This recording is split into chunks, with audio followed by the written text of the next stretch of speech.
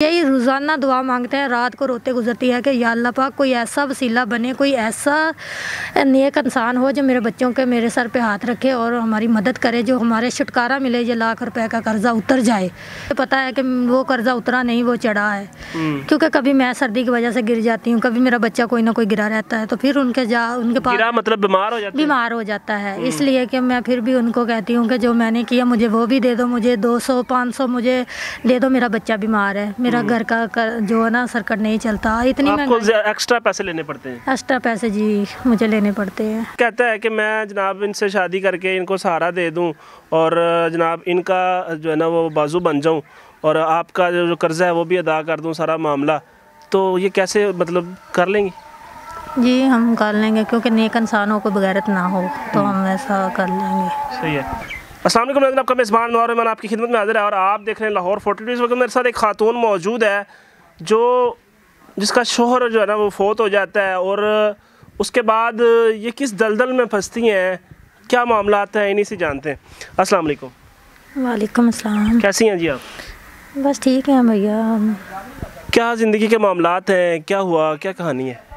कहानी तो बहुत लंबी है कि हम बच्चे हैं, मेरे 4 छोटे छोटे बच्चे हैं और हम भट्टे में काम करते हैं। एक अरसा हुआ है कि शोहर नहीं है। उसके बाद इतना मुश्किल गुजारा होता है क्योंकि हमारे ऊपर लाख रुपया एक कर्जा है। शोहर जाने के बाद ऐसा कैफियत हुआ। आपका शोहर क्या करता था? वो भी भट्टे में काम करता था। वो भट्टे पे काम करता था? वो उसको ठंड लगी तो वो गुजर गए।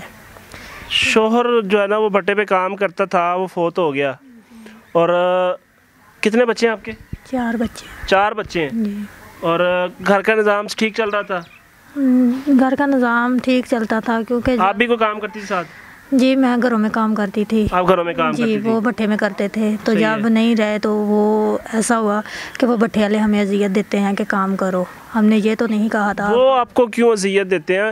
मतलब ये देख लें कि इनका शोहर भट्टे पे काम करता था और ये लोगों घरों में काम करती थी और घर चला रहे थे, शोहर फौत हो जाता है, तो भट्टे वाले क्यों आपको अजियत दे रहे हैं, क्यों परेशान कर रहे हैं? वो कहते हैं कि आपका लाख रुपया कर्जा है। आप लाख रुपया कर्जा आप लोगों ने लिया? जी भट्टे वालों से? जी। कब? उनके बाद लिया था कर्जा, क्योंकि वो जो दुलाते हैं ना ख़त्म वगैरह और उनके ख़त्म पे लगा दिया। बच्चे बीमार हो गए, आप बीमार होगी, तो वो लिया था कर्जा। तो बारिशें पड़ जाती हैं तो फिर भी हमें खर्चा लेना पड़ता है। अगर काम बंद हो जाए सर्दी की वजह से तो फिर हमें कर्जा लेना पड़ता है। ये देख लें कि ये खातून देख लें, बड़ी अनोखी कहानी है कि भट्टे पे एक बंदा काम करता है और जब वो फोत हो जाता है, वो कह रही हैं कि उनका जो ख़त्म वगैरह या घर के मसाइल थे तो उन लोगों से 1 लाख रुपया आपने कर्ज़ लिया और 1 लाख कर्ज़ लेके आप जनाबे वाला वो सारे मामलात किए। उसके बाद क्या होता है? मतलब आप घरों में काम करती रहती हैं, क्या मामला है?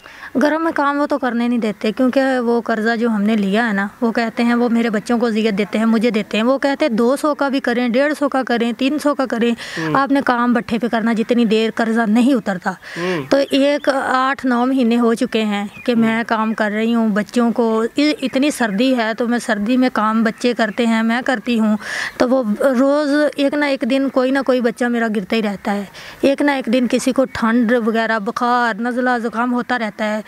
क्योंकि जब मिट्टी बनाते हैं ना ईंटों के लिए, तो हम जब मैं और मेरा बेटा मेरे वो देखता है तो उनका दिल भी दुखता है। 8 साल का है, दिल दुखता है तो कहता है मम्मा मैं आपके साथ मैं करवाता हूँ। जब वो कहीं से मिट्टी पाड़ता है ना तो वो फिर ऐसे उनके हाथ में छाले पड़ जाते हैं। फिर रात को मुझे कहता है कि मम्मा मेरे दर्द हो रही है, तो फिर मेरा दिल भी दुखता है। मैं उनके सामने रोती नहीं, क्योंकि नहीं, मेरे बच्चों को सहारा जो है ना मैं हूँ। क्योंकि मैं इनके सामने दिल थोड़ा करूँगी तो ये कमज़ोर हो जाएंगे, ये दिल का मैं इसलिए मैं फील नहीं होने देती उसे कि मुझे दुख है। जो दिल में मेरे गुजरती है वो तो मुझे पता है, लेकिन जो बच्चों का दर्द मैंने नहीं उसका महसूस करना तो किसने करना है? कोई आगे पीछे भी नहीं है, कोई ऐसा भी नहीं है, कोई ताया चाचा कोई कि जो हमारी मदद कर सके। सब इतनी महंगाई हो चुकी है, किसी के पास इतना है ही नहीं है कि वो हमारी मदद कर सके। हम तो यही रोज़ाना दुआ मांगते हैं, रात को रोते गुजरती है कि या अल्लाह पाक कोई ऐसा वसीला बने, कोई ऐसा नेक इंसान हो जो मेरे बच्चों के मेरे सर पे हाथ रखे और हमारी मदद करे, जो हमारे छुटकारा मिले, ये लाख रुपए का कर्जा उतर जाए।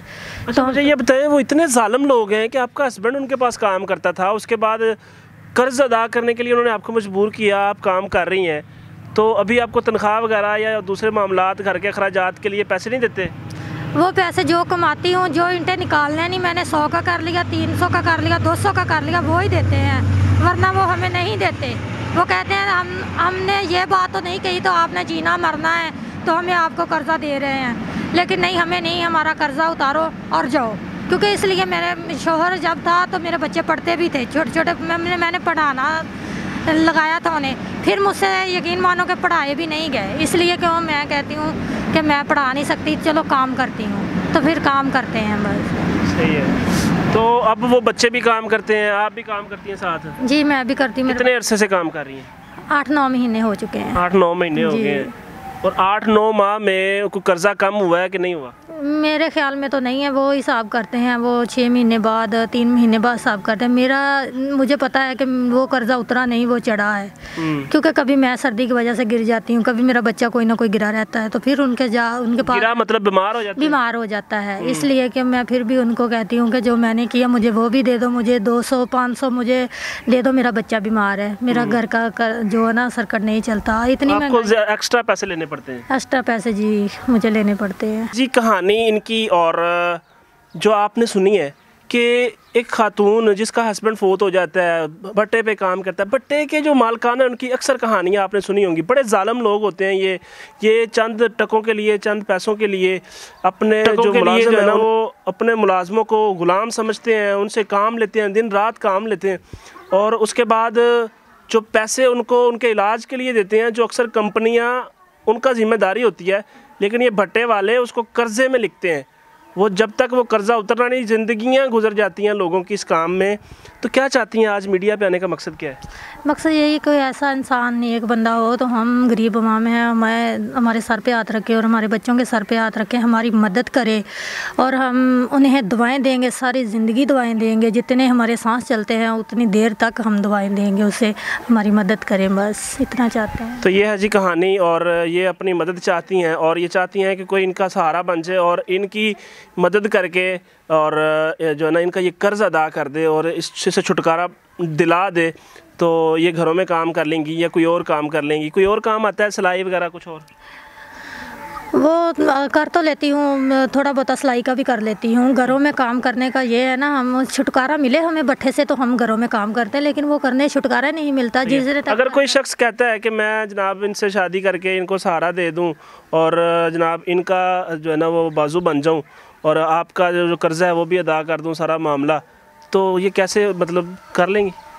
जी हम कर लेंगे, क्योंकि नेक इंसानों को बगैरत ना हो तो हम ऐसा कर लेंगे। सही है। ये कहानी आपके सामने है, और अगर कोई साहिब हैसियत शख्स इनका कर्ज अदा करके इनके बच्चों को और इनको उस ग़ुलामी की ज़िंदगी से आज़ाद करवा दे तो उनका बड़ा एहसान होगा जी, इनका कहना है।